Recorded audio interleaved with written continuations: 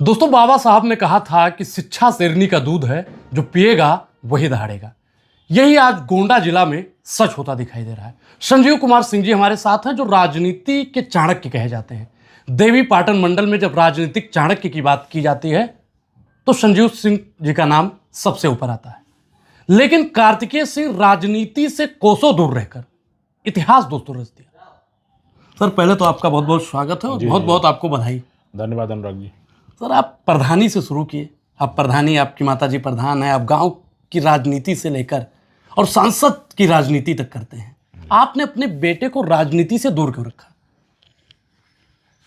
अब देखिए, सबकी अपनी अपनी रुचि होती है जी बेटे की रुचि थी कि वो प्रशासनिक सेवा में जा करके देश की सेवा करे, जी, समाज की सेवा करे। जी, उसने उसको लक्ष्य बनाया जी, और उसने उस लक्ष्य को प्राप्त किया। हम लोगों का राजनीति के माध्यम से समाज सेवा का लक्ष्य है, जी, जनता की सेवा का लक्ष्य है, देश की सेवा का लक्ष्य है। जी। हम उस रास्ते पे आगे बढ़ रहे हैं। दोनों लोगों का मिला करके लक्ष्य ये है कि देश की सेवा, राष्ट्र की सेवा और समाज की सेवा होनी चाहिए। उसके लिए पूरा परिवार कर रहा है। प्रारंभिक शिक्षा कहाँ से शुरू हुई थी? प्रारंभिक शिक्षा तो गोंडा की है जी, और जूनियर क्लासेस की शिक्षा उसकी रकुल विद्यापीठ की है। जी, हाई स्कूल और इंटरमीडिएट की परीक्षा उसकी फातिमा इंटर कॉलेज गोंडा की है। और इंटर करने के साथ साथ ही उसका सिलेक्शन आईआईटी बॉम्बे में हो गया था। बीटेक उसने आईआईटी बॉम्बे से किया था कार्तिकेय ने, और उसके बाद तैयारी कर रहा था। तैयारी करने के बाद यूपीएससी 2025 में वो सेलेक्ट हुआ है। सर, क्या आप उसे राजनीति में आगे लाना चाहेंगे? देखिए, हर व्यक्ति का ये होता है कि उसको आगे बढ़ना है।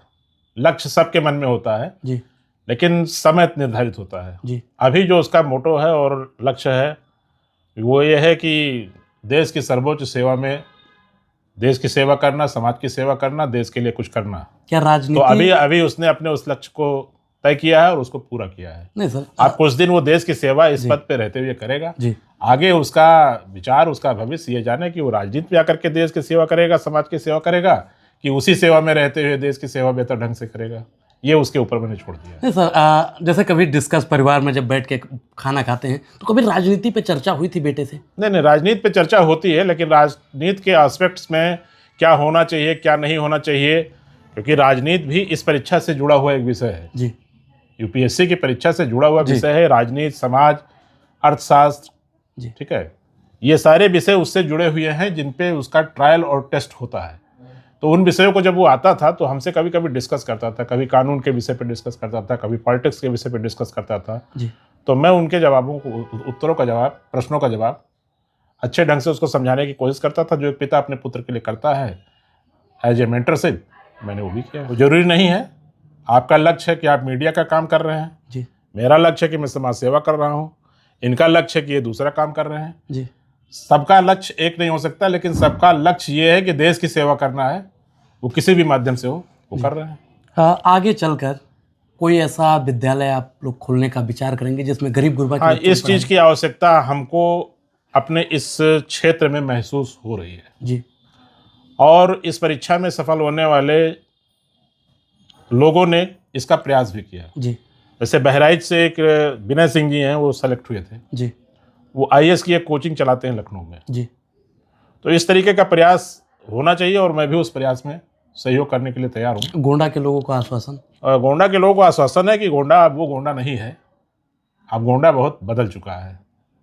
ठीक है, गोंडा में हर साल पीसीएस के सिलेक्शन हो रहे हैं। जी, इस साल भी गोंडा में 3 आईएएस के सिलेक्शन है।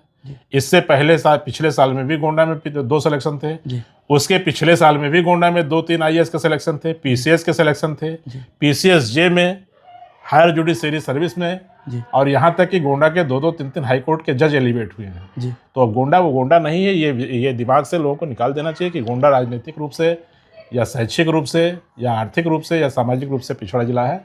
हम बहुत आगे निकल चुके हैं। लेकिन सर, एक बात तो आप मानते हैं कि गोंडा अभी शिक्षा के मामले में बहुत पीछे है? ऐसा नहीं है। इस परिकल्पना को आप बदल दीजिए। गार्जियन को अवेयर होना पड़ेगा।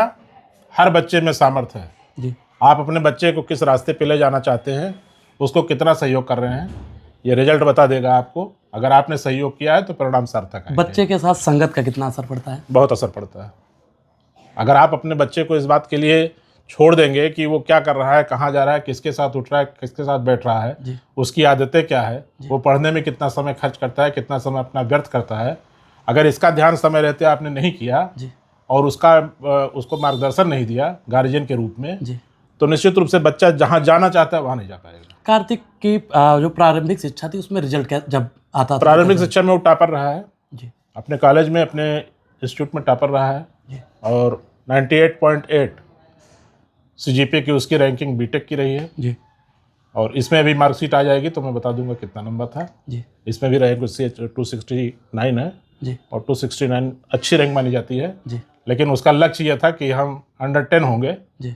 और ईश्वर से हम प्रार्थना करते हैं कि अगले साल जो होने वाली परीक्षा उसमें बैठेगा और ईश्वर उसकी मनोकामना को पूरा करेगा। गोंडा के युवा जो आपको देख रहे हैं, सुन रहे हैं, उनको क्या प्रेरणा स्रोत देना चाहेंगे आज? सबको देखिए, सबको अपना आइडियल मानना चाहिए, ऐसे व्यक्ति को जी। जिससे उस खुद को कुछ शिक्षा मिलती हो। जी। आप राजनीति में जाना चाहते हैं जी। तो आपका आदर्श कोई और हो सकता है। आप उच्च सेवाओं में जाना चाहते हैं जी।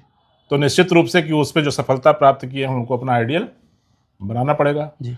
आप अच्छा व्यापारी बन करके देश की सेवा करना चाहते हैं जी। तो अच्छे व्यापारियों के जो बताए रास्ते हैं, मार्गदर्शन है, उसको आपको अडॉप्ट करना पड़ेगा। अच्छा वकील बनना है आपको तो किसी अच्छे लॉयर के संगत में रह करके आपको सीखना पड़ेगा। जी। तो संगत का असर है जी। और मेंटरशिप का असर है। आप जैसा गुरु अपने साथ रखेंगे, उसके बताए रास्ते पे चलेंगे, तो आपके जीवन का रास्ता अपने आप खुलता चला जाएगा। जी सर, बहुत बहुत धन्यवाद। Thank you.